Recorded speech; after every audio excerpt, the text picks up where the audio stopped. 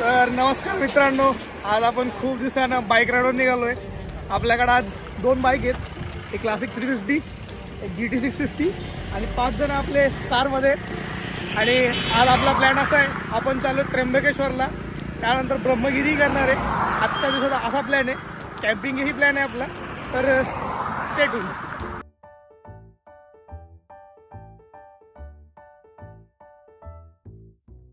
तर मित्रांनो, इथून आता आपलं त्र्यंबकेश्वर 50 किलोमीटर आहे।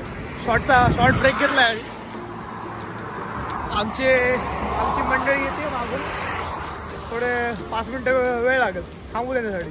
तर आपली सगळी मंडळी आलेली आहे, तर आपण निघू त्र्यंबकेश्वरच्या दिशेला। तर मंडळी, आपण नाशिकमध्ये पोहोचलो आणि इथं या बाजूला आपण मस्त फालुदा खाल्लेला आहे। आता फक्त 30 किलोमीटर राहिलेले आहे त्र्यंबकेश्वरला। पोहोचलं की लगेच तुम्हाला अपडेट देतो।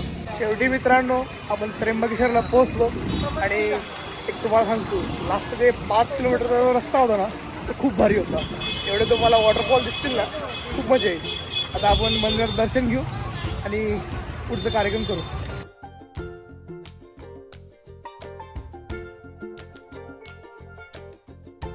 मित्रांनो, आता आपण चालू केले मंदिराच्या दिशेला जाणं।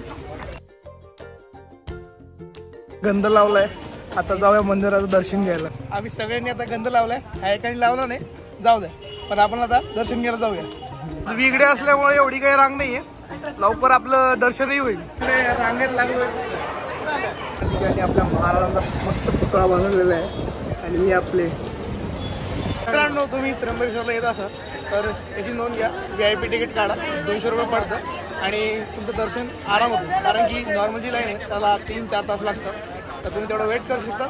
चांगले नाही तर VIP। आणि सकाळीच या, दुपारी कधीच येऊ नका। मित्रांनो, आपण पोहोचलोय आणि आता आपण दर्शन घेणार आहे।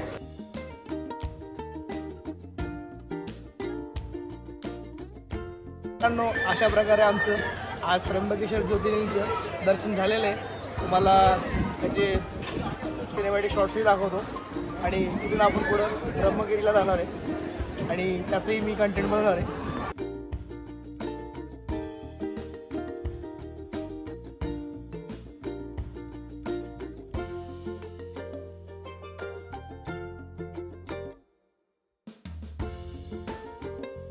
मित्रांनो, आता आपण निघतोय ब्रह्मगिरीसाठी। आपण कॅम्पिंगचा प्लॅन बनवूया, चांगली जागा शोधूया, कॅम्पिंग करूया आणि बघूया कसा ॲडव्हेंचर आहे। मित्रांनो, आपण आता ब्रह्मगिरीच्या पायथ्याला आहे आणि आपण इथं नाईट ट्रॅक करणार आहे। आणि तुम्ही जर इथे येत असाल तर काठी पक्का घेऊन जा, इथं रेंटनं भेटते 20 रुपयाला। कारण की वरती माकडं खूप आहेत आणि काही घटना घडू शकतात, त्यामुळे घ्या आणि चालूया आपण पुढं। ही आपली जनता आज निघली आहे ब्रह्मगिरीसाठी।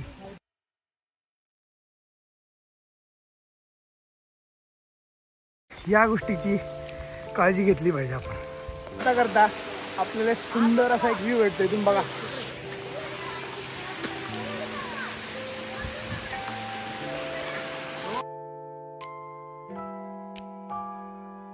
ऑलमोस्ट आपण 70% ट्रॅक केलेला आहे आणि इथून पुढं एकाला विचारलं, ते म्हणले 20 मिनिटे, लवकरात लवकर आपण कव्हर करूया।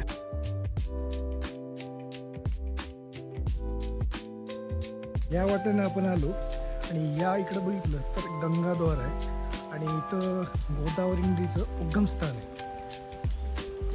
त्यामध्ये मुक्ता देवीचं मंदिर लागते, आपण दर्शन करून पुढे जायचंय। निसर्गरम्य वाट आहे, ही पूर्ण दगडे सुंदर दिसत आहेत आणि पाणी वाहत आहे सगळीकडे आणि मस्त बेडकांचा आवाज येतोय आणि असं वाटतंय की पाऊस खूप पडणार आहे। चला बघू काय होतं आपल्यासोबत।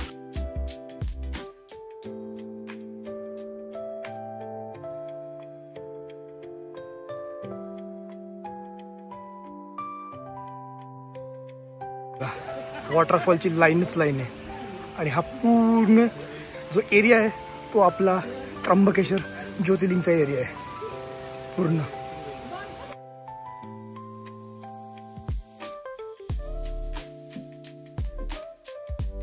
ऑलमोस्ट 1 तासाच्या ट्रॅक नंतर आपण ब्रह्मगिरीवर आलोय। पूर्ण जो भाग आहे ना पावसाने ढगाने बाजूला धुकं आहे आणि आता इथं आपण कॅम्पची साईड बघणार आहे. मस्त आपले एक टेंट बांधणार आहे आणि आपण पार्सल घेतलं खायला त्यात खाऊया.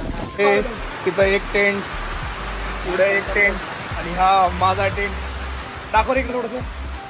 अशा प्रकारे आमचा टेंट रेडी झालेला आहे.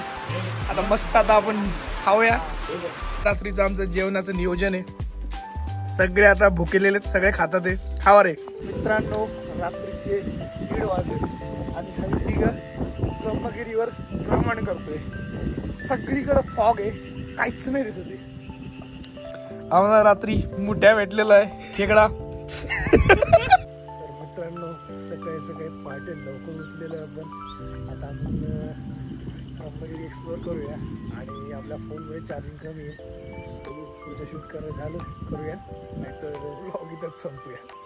आता आपण ब्रह्मगिरी पर्वत एक्सप्लोअर करायला चालू करूया आणि ज्या काही चांगल्या गोष्टी दिसतील ते तुम्हाला दाखवतो. मला आवाज येतोय का माहित नाही. इथं हवा किती जोरात आहे.